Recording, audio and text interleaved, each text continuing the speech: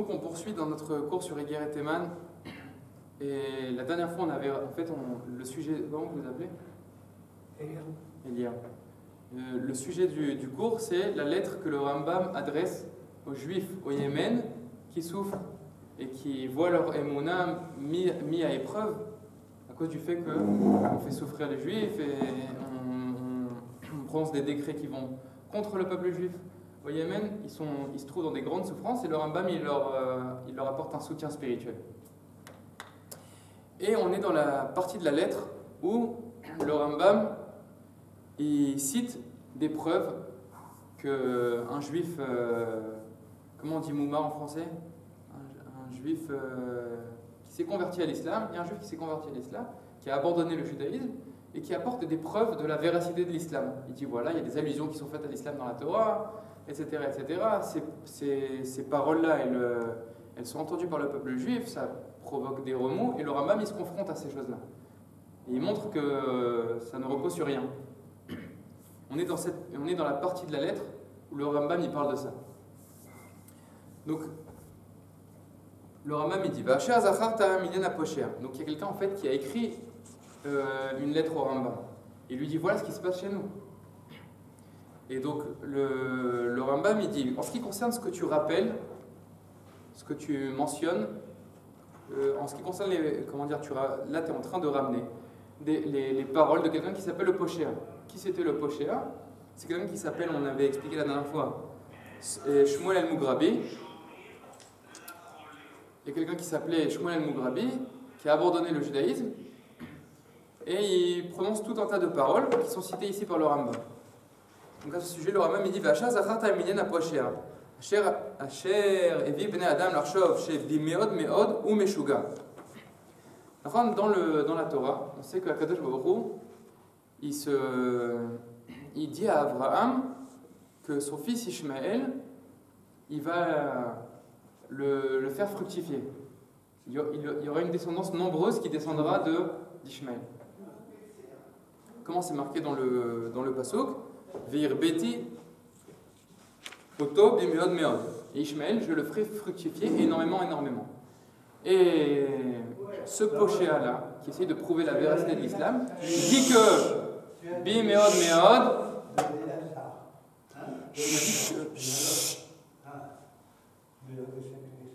il dit que bi meod meod, c'est la valeur numérique de Muhammad. Bi meod meod, c'est la gematria de Muhammad.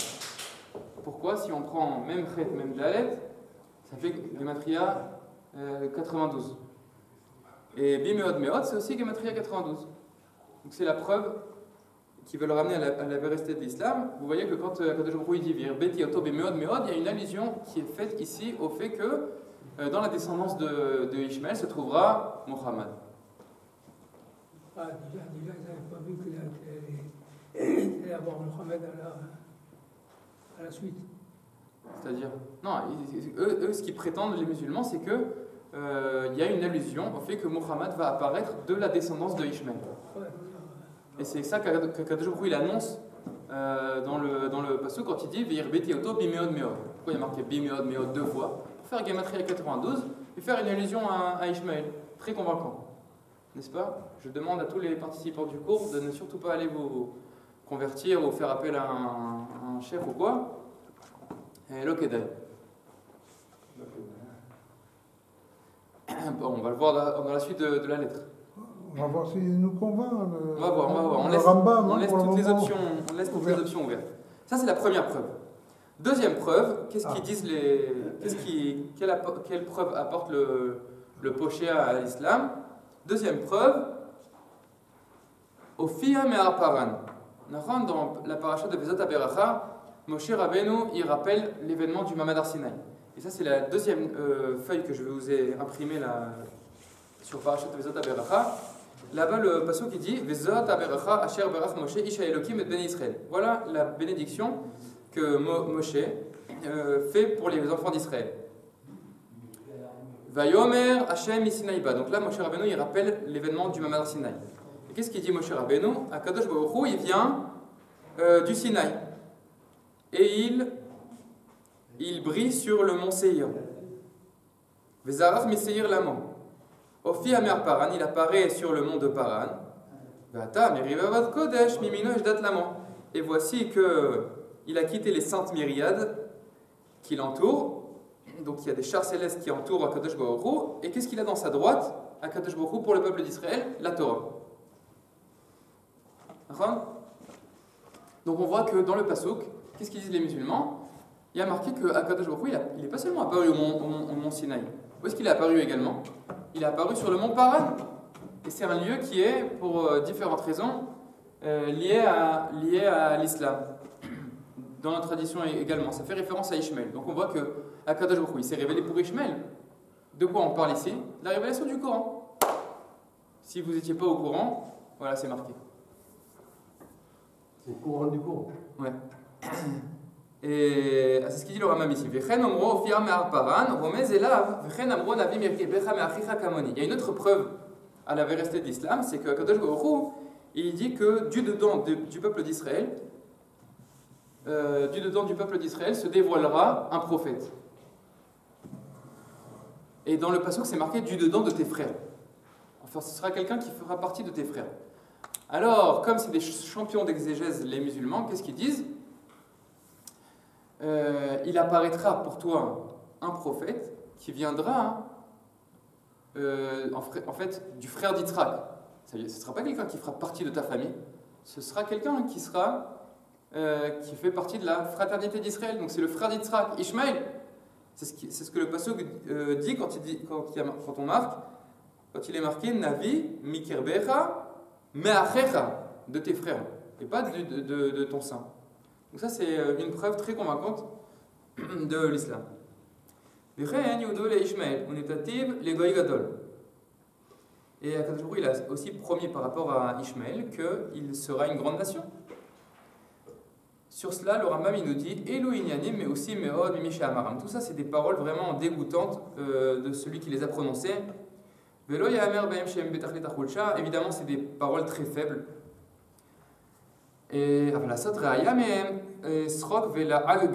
faire de cela des preuves, c'est vraiment une bonne blague.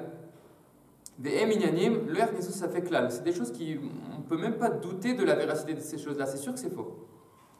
Même des ignorants, ils ne seraient pas convaincus par une preuve comme celle-là. Pourquoi? Premièrement, parce que pour toute personne qui est familière de l'hébreu, qui est familière des dakouyot et de la précision de la Torah, il voit que ça ne rentre pas du tout dans les mots ces choses-là et que c'est appuyé sur des petits détails, sur une guématria ici, guématria là-bas. On ne peut pas faire en sorte que repose toute la parole de Dieu sur une guématria. C'est pas possible. Et à plus forte raison, quand il y a des tas et des tas et des tas et des tas de psukim qui relatent de la centralité d'Israël dans le monde, et c'est à lui que la parole de Dieu elle est adressée. Tu veux mettre tout ça de côté parce qu'il y a une guématria qui te dit Aleph Bet Gimel, c'est pas sérieux du tout ça. C'est vraiment une bonne blague. Va poshi matzma. Et même les fauteurs, comme cette personne-là qui a prononcé comme ce juif moumar là, qui a inventé toutes ces preuves-là, même lui, il n'est pas un renégat. Même ce renégat là qui a apporté toutes ces preuves-là à l'islam, même lui, il n'est pas convaincu. Pourquoi est-ce qu'il fait tout ça? Pour avoir une place d'honneur dans l'islam. Pour leur dire, voilà, j'apporte des preuves à votre religion, acceptez moi parmi vous. La volonté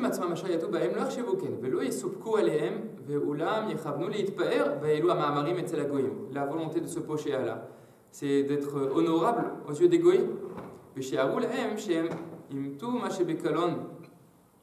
C'est pour montrer que voilà, ils sont capables d'apporter des preuves à la véracité de l'islam. Bekalon ici c'est une manière d'appeler le Coran.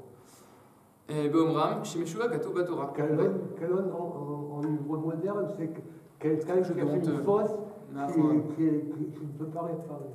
Mais là, dans les paroles du Rambam, à Kavana, c'est quelque chose de honteux. Et on parle du Coran ici. Vaishmaeli matzmam le aminu be'elu arayot velo ikablun velo yavu me'en reaya ba'avur she'efsedan mevoar meod. Et même les musulmans, ces preuves-là, c'est pas sur ça que repose leur foi. Parce que toute personne normalement constituée s'aperçoit que ce n'est pas des preuves qui sont solidement fondées. וכאשר לא מצאו להם טענה כלל בכל התורה, לא כתוב, ולא דמיון, ולא מקום מחשבה להתעלות בו, אמרו, אמירותם התורה ושיניתם אותה. ואתם מחקתם שם פלוני ממנה. En fait, ce qui se passe, dit le Rambam, je vais vite parce que je vais arriver à un chidouche beaucoup plus profond. Enfin, je veux vous parler de quelque chose de très grand. Et ensuite, le Rambam, il dit que qu'est-ce qu'ils font les musulmans? En fait, ils auraient bien voulu pouvoir baser leur foi sur la parole de Dieu qui est adressée au peuple d'Israël. Voir que dans la Torah, déjà est annoncé le fait qu'il y aurait une autre révélation, celle de l'islam. Et ici, de trouver des preuves dans les Écritures. Et comme ils n'y arrivent pas, ça amène les musulmans à argumenter que, qu'est-ce qu'ils ont fait les Juifs? Ils ont falsifié la Torah. Ils ont changé les psukim. Tous les endroits où il y avait marqué Ishmaël, le Coran, où on parlait de l'islam, et que c'est ça la véritable parole, tout ça, ça a été supprimé. On a mis du Tipex, on a recollé des parchemins, les parchemins qui étaient ici, on les a mis là-bas, etc., pour effacer toutes les traces de la vérité de l'islam. Nous dit le Rambam, il n'y a aucune preuve de cette chose-là, il y a même des preuves qui vont contre cette chose-là, et même cette preuve-là, elle s'appuie sur rien. C'est juste parce qu'eux, ils voulaient trouver des preuves de la vérité de l'islam dans la Torah, mais ils n'en ont pas trouvé. C'est ça qui les a amenés à argumenter cet argument. Où est-ce que c'est marqué ce que je dis? C'est dans ces paroles-là du Rambam. Comme ils n'ont pas trouvé d'argument dans la Torah, pas rien d'écrit, rien qui est même à peu près. C'est ça qui les a amenés à dire vous avez changé la Torah. Et vous avez effacé le nom de Muhammad de la Torah. Ils n'ont pas trouvé un meilleur argument. Et en plus, la nullité de cet argument-là est simple pour tout le monde. Pour les individus, pour le peuple. Ou bitula pashut la amon v'layechidim beyot haTorah ne'etka la lashon assyria va'parsi va'yevani va'loazi kodem shamad apasul meot shanim. Donc il nous dit le Rambam, une manière de montrer que cet argument-là il est complètement caduque, c'est de dire tout simplement une manière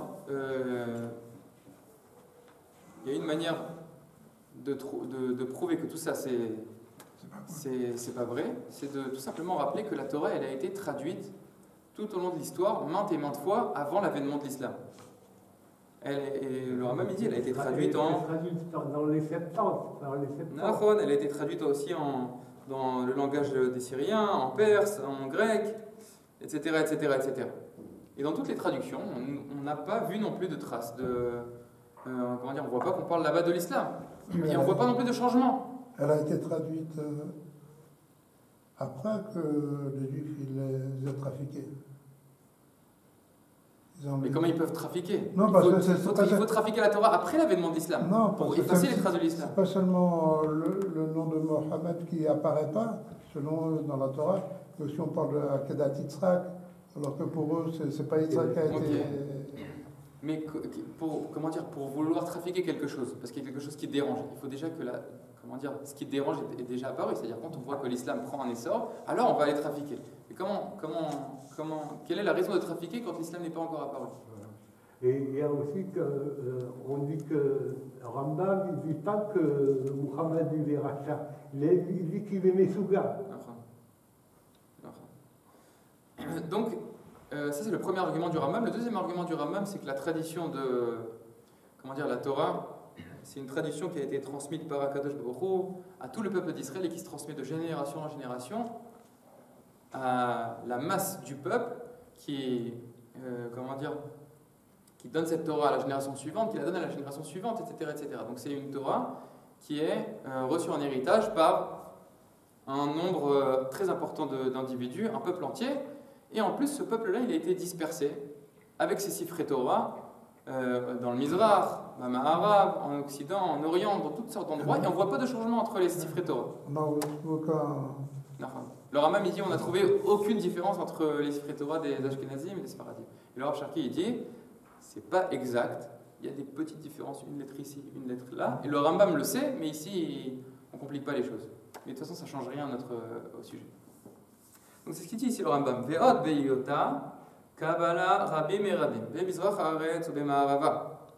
On n'a trouvé dans aucun des Sifrei Torah qui se trouvent en Orient, en Occident, dans toutes les Keilot du peuple d'Israël dans l'exil, on n'a pas trouvé de changement.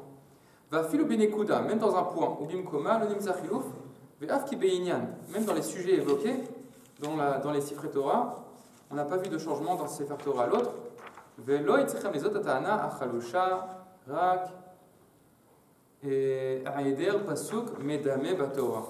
ne croyez pas que cet argument-là il est solidement fondé. La seule raison pour laquelle cet argument-là existe, l'argument qui consiste à dire qu'on a falsifié la Torah, c'est pas parce qu'ils ont une preuve de cette chose-là, c'est juste parce qu'ils aimeraient trouver une preuve de la véracité de l'islam dans la Torah, mais ils n'en ont trouvé aucune. C'est ça qui les a amenés à argumenter que la Torah était falsifiée. Donc, ensuite le Rambam, dans la suite de son texte, qu'est-ce qu'il va faire?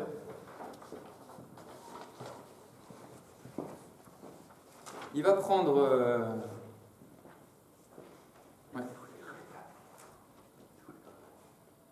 Qu'est-ce qu'il va faire le Rambam dans la suite de son texte? Il va prendre argument par argument et il va montrer que quand on analyse de manière profonde chaque argument, on voit que la source ne dit pas du tout ce que le Poshéa voulait prouver de ce texte.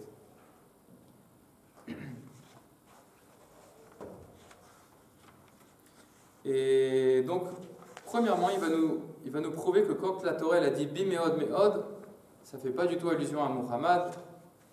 Quand la Torah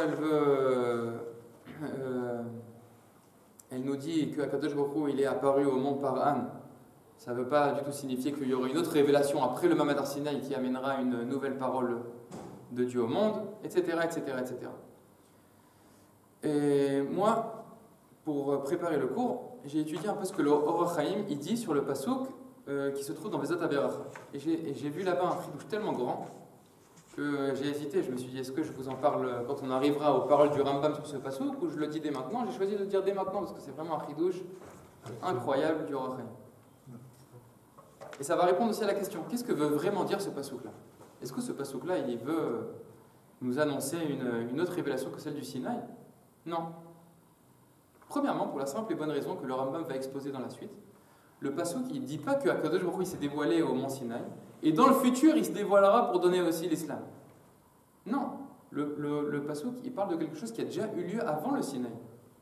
C'est au passé. Au Fia, dans le passé, Be'ar Paran, il dit le Rambam. Ça, c'est la raison la plus simple qu'on peut objecter, facile. Mais le musulman qui n'est pas un fin connaisseur de la langue hébraïque et des subtilités, il ne s'aperçoit même pas de cela. C'est pour ça que c'est ça qui lui permet de dire quelque chose qui tient autant pas la route. Non, mais dans le pasouk, le fait qu'il soit révélé au Arsinaï, c'est aussi au passé. Alors on ne sait pas dans quel... Non, parce que Moshe Rabbeinu, il vient après cela. Moshe Rabbeinu, il vient après cela. On est dans le livre de Dvarim. Et Moshe Rabbeinu, il parle de la révélation au Sinaï. Et d'une révélation antérieure qui était au mont Paran. Mais pas de quelque chose qui va venir après le Sinaï. C'est pas au futur. Non, mais rien n'est au futur. Donc c'est pas possible d'argumenter ce que les musulmans disent. Ah, d'accord. Premièrement, ça c'est le... Ok, maintenant voilà, il ne peut plus se convertir à l'islam, dommage. Et maintenant, nous, notre rôle, c'est d'essayer de comprendre qu'est-ce que le pasouk vient nous apprendre à nous, les Hébreux, à nous, les Juifs. Regardez ce qui a marqué ici dans le pasouk. Combien de temps il nous reste?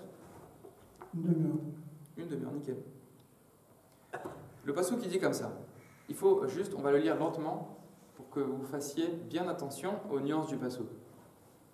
Vezot haberacha, asher berach Moshe isha Elokim et bnei Israël lifnei moto, vayomer Hashem misinai ba, vezarach miseir lamo. Ofia me'ar paran, ve'ata mirivevot kodesh, mimino eshdat lama. Lisons la traduction qui est vraiment pas du tout précise en français.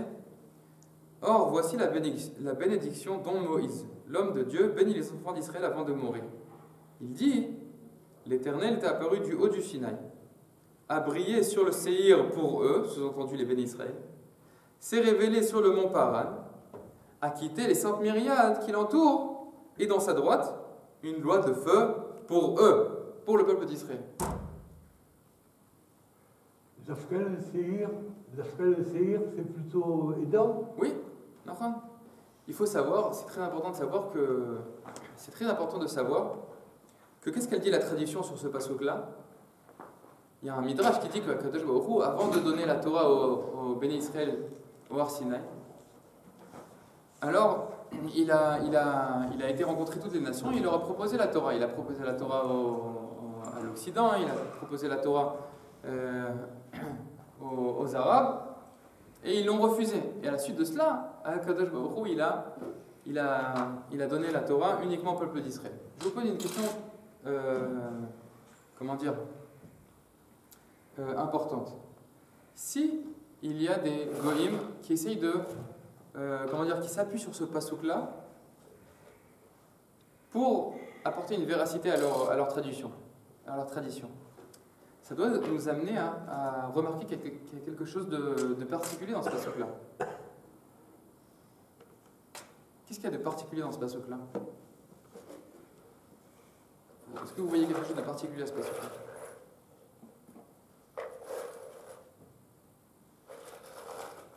Comment est-ce que c'est possible qu'à Kadosh Baruch Hu, on nous présente en fait la chose suivante dans le passouk, dans le pshat du passouk? Il n'y a pas besoin de Pérouchim et d'étudier 300 livres pour voir ces choses-là. C'est comme si Akadosh Baruch Hu est rappelé dans ce passouk-là que Akadosh Baruch Hu s'est révélé, pas uniquement au Har Sinaï. Il y a une présence divine qui a parcouru le mont Séhir et le mont Paran. Pourquoi cette chose-là? C'est ce qui amène les Chachamim du Midrash à dire qu'il y a eu des événements prophétiques à d'autres endroits que le Har Sinaï. La dernière fois, on avait rappelé, au dernier cours, on avait rappelé que le Maharal, qu'est-ce qu'il dit le Maharal? Le Maharal, il dit que le Passouk et le Midrash, le Midrash ne veulent pas dire que Akadosh Baruch Hu s'est vraiment dévoilé aux nations pour leur proposer la Torah. Le Midrash, il veut dire que si Akadosh Baruch Hu s'était dévoilé à d'autres identités que le peuple d'Israël, ils n'auraient pas pu recevoir la Torah parce que ce n'est pas adapté pour leur identité. Et c'est la raison pour laquelle juste le peuple d'Israël a reçu la Torah.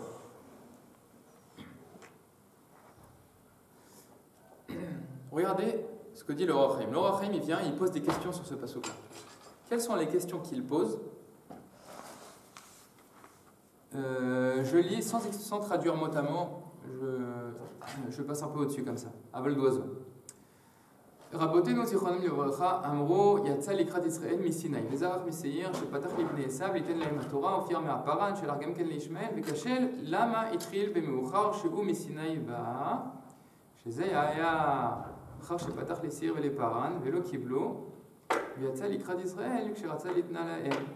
עוד צריך לדעת למה שינה לדבר בשלוש לשונות בא זרח הופיע ועלו לחוללם יחד על זה הדרך, מסיני בא, ומסעיר ומפרן. עוד, למה בסיני הקדים זיכרון המקום, ואחר כך מה שהיה ממנו, ובפרן ובסעיר, הקדים הבא, ואחר כך המקום. Alors les questions qui pose le Or HaChaim, c'est des questions incroyables. Le Or HaChaim, il nous dit, voilà, on sait que le Midrash, il nous dit que Akadosh Baruch Hu, il a proposé la Torah à d'autres identités avant en fin de compte, à proposer au peuple d'Israël. Il dit le Or HaChaim, si c'est comme ça, d'abord on aurait dû nous dire que Akadosh Baruch Hu s'est dévoilé au mont Séhir, au mont Paran, et ensuite au Sinaï. Première question. Deuxième question, qu'est-ce que c'est que tous ces mots-là? Akadosh Baruch Hu, il vient, après il brille, Zarar, après il est Mofia, Paran, il apparaît. Pourquoi est-ce qu'il y a pourquoi est-ce qu'il y a ces différents mots-là? on aurait pu aussi comment dire, présenter les choses d'une seule et même manière. Akadosh Baruch Hu est venu au Sinaï, au Seir et à Paran. Pourquoi est-ce qu'il y a marqué Ba, Bezahar? Et la question la plus importante. Pour mieux qu'on comprenne. Non, on aurait pu l'exposer d'une manière plus simple. Mais la question la plus importante du Or HaChaim, c'est pas celle-là. La question du Or HaChaim la plus importante, c'est. Ça, c'est un truc, un chidouche incroyable pour moi du Or HaChaim. Et c'est que, regardez dans le pasuk, il y a marqué Vayomer Hashem Misinaï Ba. Donc d'abord, on rappelle l'endroit. Et après, on dit que Kadosh Baruch Hu, il est bas, il vient. Il est venu du Sinaï. D'abord, il y a marqué que le mouvement que fait Akadosh Baruch Hu, pardon, d'abord il y a marqué l'endroit, et ensuite le mouvement que fait Akadosh Baruch Hu, que Akadosh Baruch Hu, il est bas. Mais dans la suite, c'est l'inverse. D'abord, il y a marqué le mouvement, au Fia, et après, il y a marqué que c'était au mont Paran. D'abord, il y a marqué Vezarach, le mouvement, et ensuite, il y a marqué que c'était au mont Seir. Pourquoi ce changement-là? N'importe qui comment dire, auquel comment dire, chaque personne à qui on posera cette question, pourquoi est-ce qu'il y a ce changement-là, il nous dira c'est un style littéraire. C'est pas précis. Et sur ça, le Or HaChaim, il a un chidouche. Je me demande si vous allez réussir à faire ce que vous avez à faire dans la suite de la journée, parce que à mon avis, vous allez être chamboulé. Alors le Or HaChaim, il dit comme ça.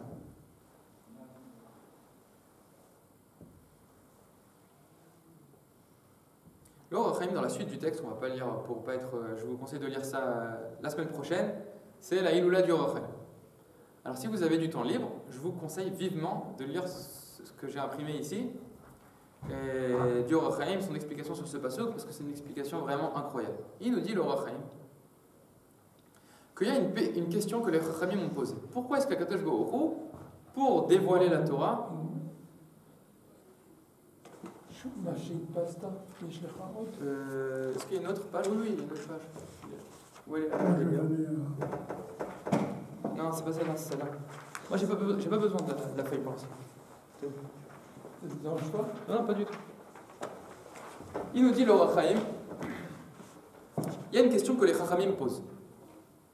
Quelle question les Chachamim posent? Pourquoi est-ce que Kadosh Baruch Hu, il a besoin de donner la Torah à tout un peuple?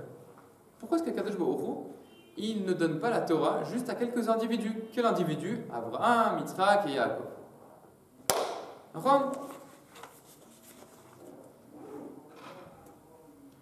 Et les Chachamim y répondent parce que la Shrina, elle ne peut se dévoiler que, dans toute son entièreté, elle ne peut se dévoiler qu'à un peuple, qu'au peuple d'Israël.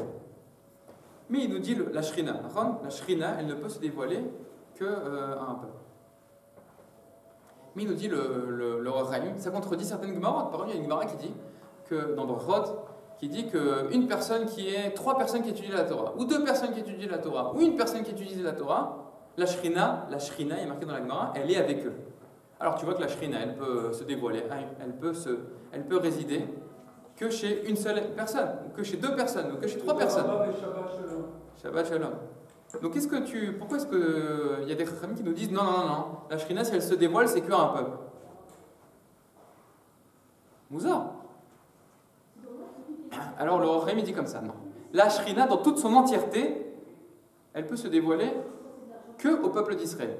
Mais une certaine apparition de Shrina, une bribe d'apparition de Shrina, quelque chose de partiel, voilà, si une personne mérite que se dévoile à lui, on a besoin de la lumière. J'ai tout éteint. Oui.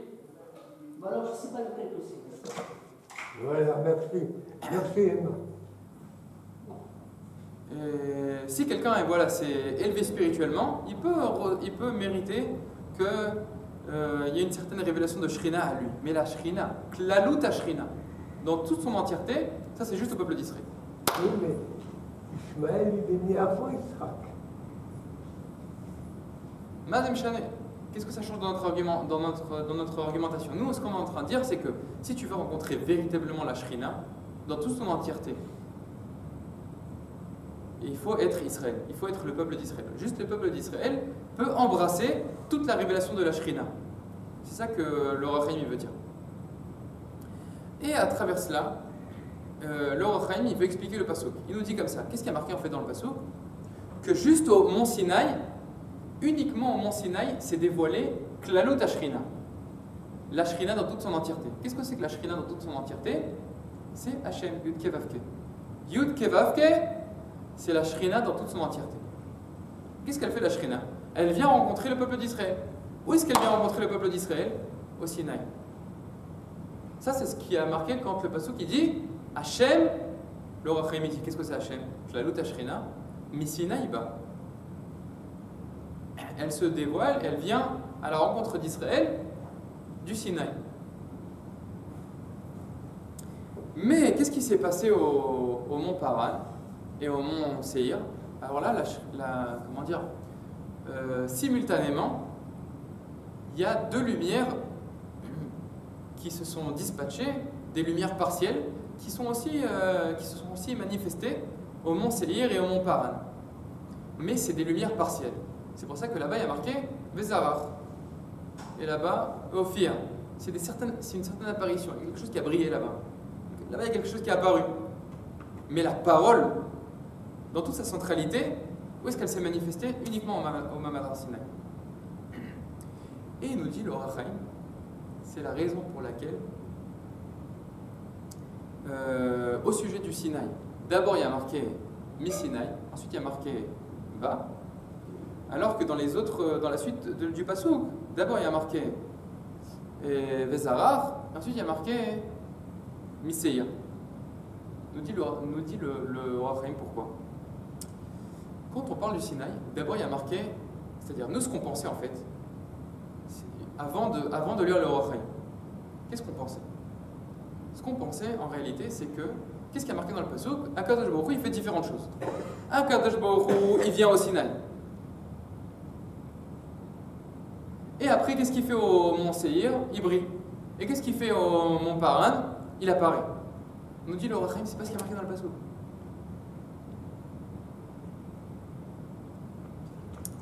Toi, quand tu crois que c'est ça qui est marqué dans le pasuk, qu'est-ce que tu te dis? Je comprends pas pourquoi il y a un inversement de l'ordre dans le pasuk.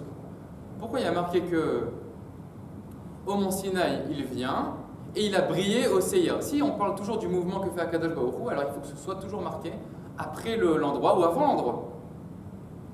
Mais il nous dit le Rambam, quand on dit Vezarar, quand on dit Ophir, l'intention, c'est pas de parler du mouvement d'Akadosh Baruch Hu, c'est de signifier qu'est-ce qui se dévoile. Qu'est-ce qui se dévoile dans ces endroits-là? On ne veut pas parler du mouvement d'Akadosh Baruch Hu, on ne veut pas parler de ce qu'il fait Akadosh Baruch Hu. On ne veut pas dire au mont Sinaï Akadosh Baruch Hu il vient, au mont Seir Akadosh Baruch Hu il brille, et au mont Paran il apparaît. C'est pas ce qu'on veut dire. Quand tu crois que c'est ça que le pasuk veut dire, alors tu te demandes pourquoi est-ce qu'il y a un inversement de l'ordre. Mais il nous dit le Rambam, le Or HaChaim, c'est pas ça qu'on veut expliquer. Dans le pasuk, ce qu'on veut expliquer, c'est qu'est-ce qui se dévoile au Sinaï, qu'est-ce qui se dévoile à Seir et qu'est-ce qui se dévoile à Paran. Et nous dit le Or HaChaim, ce qui se dévoile au Seir, c'est Klalut Ashrina, la Shrina dans toute son entièreté. Qu'est-ce qui se dévoile au Sinaï, c'est la Shrina dans toute son entièreté. Au mont Seir, c'est une bribe de Shrina, et pareil au mont de Paran. Et c'est pour ça que, dans le pasuk, en fait, à chaque fois, la chose qui se dévoile, elle apparaît avant l'endroit.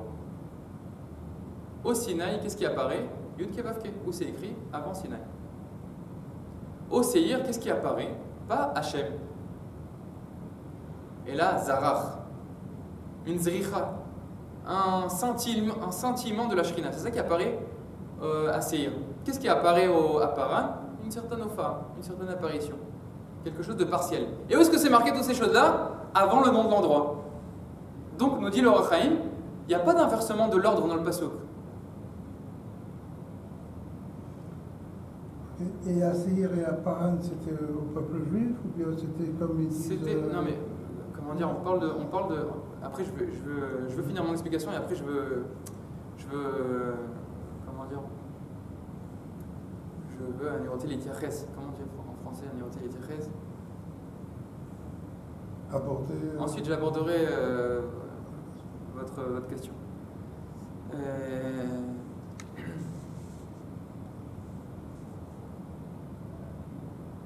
Donc, si on résume en tout cas ce qui ressort du Or HaChaim, après le Or HaChaim il dit un truc aussi bombe atomique, et il dit que Vezarach apparemment c'est quelque chose qui est un peu plus que Ophir. Il y a quelque chose de un peu plus grand au mont Seir qu'au mont Paran. Ça je suis pas kabbaliste, donc je sais pas de quoi il veut parler.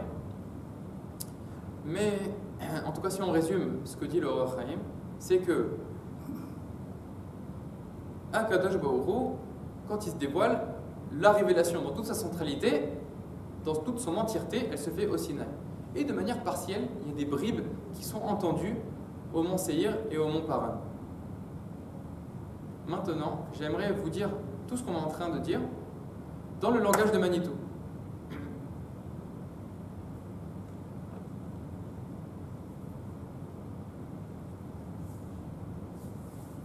À mon avis, il faut traduire les choses comme cela. Quand Akadosh Baruch Hu, il se dévoile, la révélation, elle est toujours universelle. Akadosh Baruch Hu, il ne faut pas oublier que c'est le créateur du monde. Et donc, quand il se dévoile à Israël, la parole est de toutes les manières ressentie. L'école à Parot, tout au moins, elle est ressentie d'une manière ou d'une autre dans le monde entier. Il y a quelque chose qui est...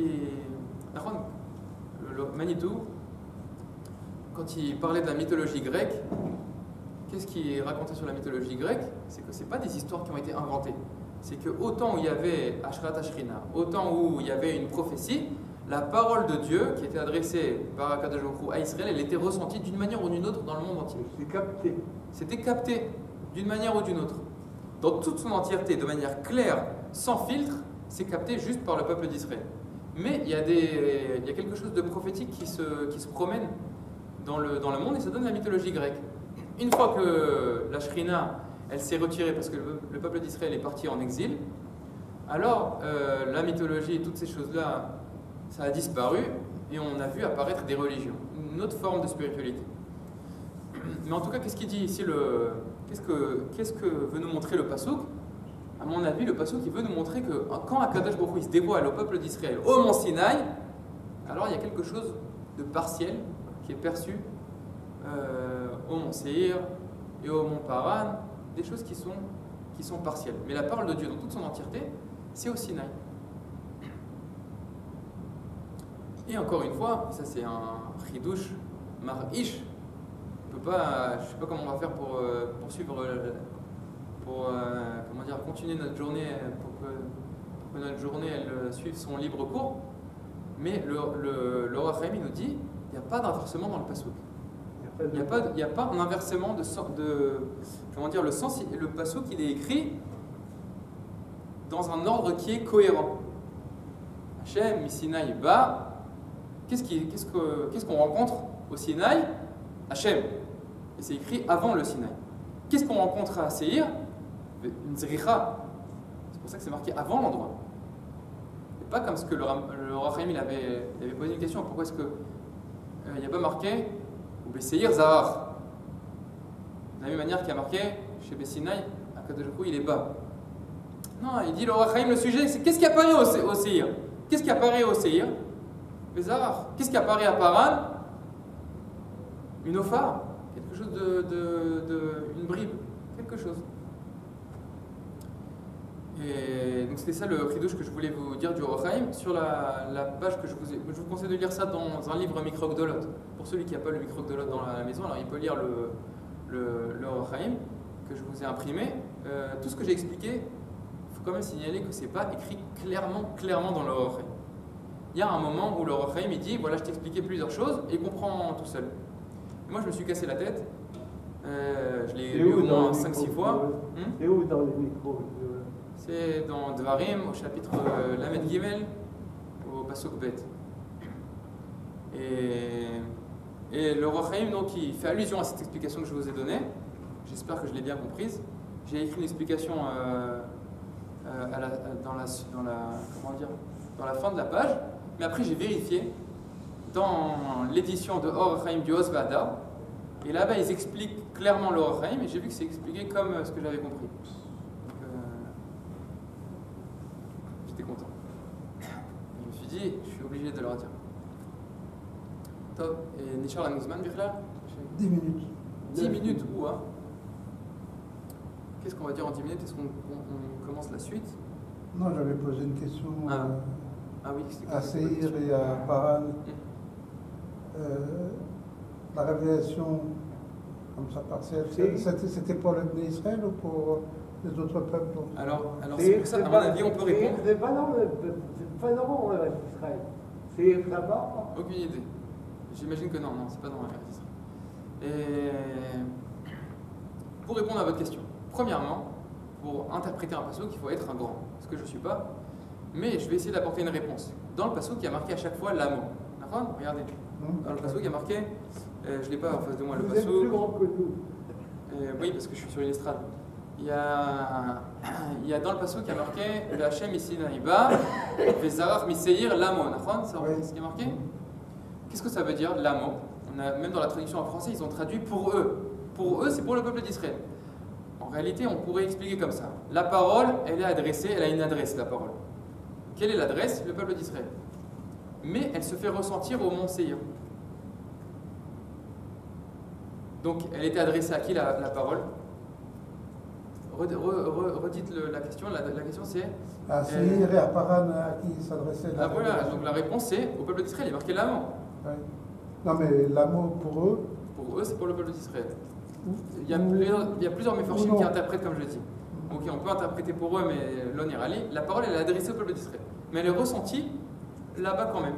Et après, ça se dévoile sous une certaine forme à travers la chrétienté, de manière découpée, c'est-à-dire ils réfutent leurs sources. Non, on ne vient pas d'Israël. Nous, on remplace Israël.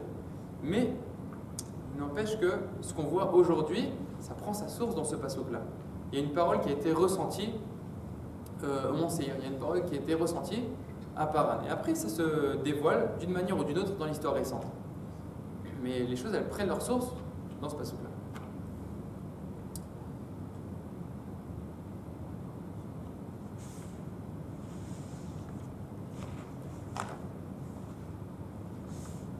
Une chose intéressante que le Rav Cherki il ramène souvent sur l'islam, c'est que qu'est-ce que prétend l'islam? L'islam prétend, entre autres, que Muhammad, Ameshuga, c'est le dernier des prophètes. Il n'y aura pas de prophétie plus grande qu'après Muhammad, il n'y aura pas d'autres prophètes après Muhammad, c'est un grand prophète et le dernier des prophètes. Mais ils croient pas à l'auto-haïs.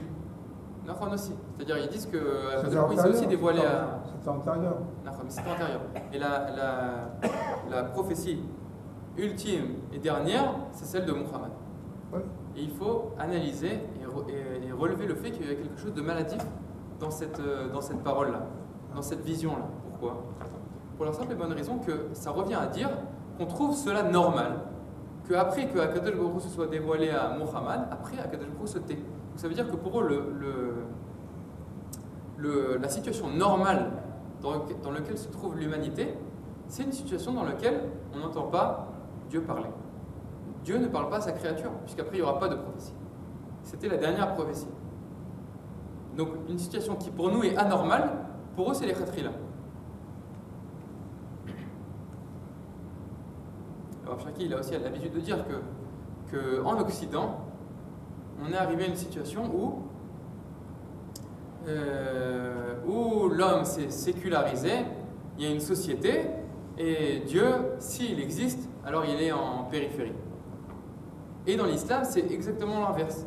C'est-à-dire que la centralité, c'est Allahu Akbar, et la société, et le fait d'être homme, de se réaliser qu'en tant qu'homme, l'homme, il doit être soumis, c'est la traduction de l'islam. Qu'est-ce qui se passe? Dieu, il est au centre, et l'homme, où est-ce qu'il se trouve par rapport à cela? Il est soumis. Et le peuple d'Israël, son rôle, c'est d'enseigner que ni eux ont raison. La vérité, c'est que ce qui est au centre, c'est le dialogue entre Dieu et l'homme. Et il faut analyser cette chose-là aussi, qu'on se trouve constamment, on réalise l'unité des valeurs, on est on est en cela le cœur des nations. On n'est pas dans les extrêmes, on représente quelque chose d'harmonieux et de un. Le Rabouré, il est plus proche. Il a fait un lien avec les homo-sapiens. Ok. Il est plus proche des chrétiens que des Ça, je sais pas, il faut lui demander. hein, Noachim. Mais il a aussi un dialogue particulier avec l'islam, la rencontre des imams. Inch'Allah, combien il nous reste? 3 minutes. 3 minutes. En Après, 3 minutes, Après, on fait Shmuel. après on fait Yoshua. Yoshua. Top. Nirali Aznat Sorkan. On va s'arrêter là. Khazak Baruch. Jazakumullah.